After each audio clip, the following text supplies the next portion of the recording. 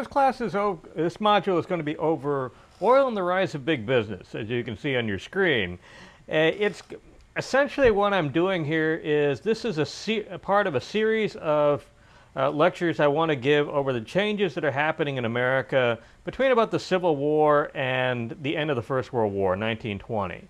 All right, most of these changes are going to revolve around conditions created by the development of a new social force in America. That's going to be big business.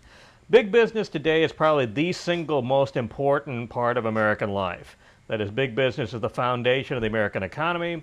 The economic production and technology it produces is the foundation of American power. And most of the society we live in is actually created due to the social conditions needed by big business that were happening at this time. Other modules for this exam period are going to be covering that. But what I'm going to do for this module is I want to look at the nuts and bolts of how business developed in the United States. Specifically, I want to look at the example of oil. The reason why I picked oil was partially because oil is a significant industry. Your textbook covers a lot of what the oil industry did during this time. Also, partially because I picked oil because I just know more about it.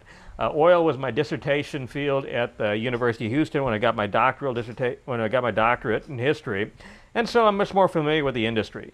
But what you're going to see developing in oil during this time is broadly applicable for pretty much most industries that are occurring at the same period. That is, when you're reading the Carnegie book, you see a lot of what we're talking about in oil here occurring also with steel, with Carnegie. Also, your textbook covers meatpacking. A lot of what we see here will also apply to that. In addition, modern industries like, say, computers, the internet that have come up recently will also be following kind of the same pattern. All right, so don't get too caught up in oil per se.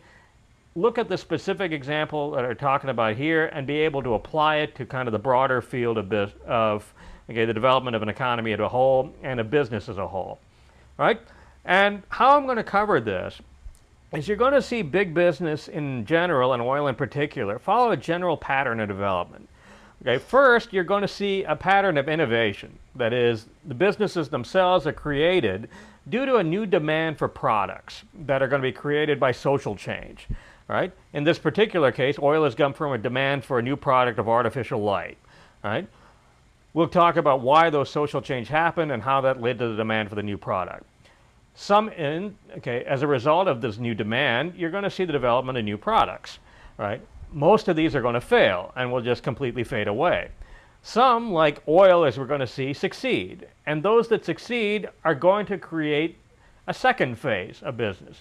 And that is going to be overproduction. That is, when one product succeeds, there are going to be a million competitors that come by and try to do the same thing.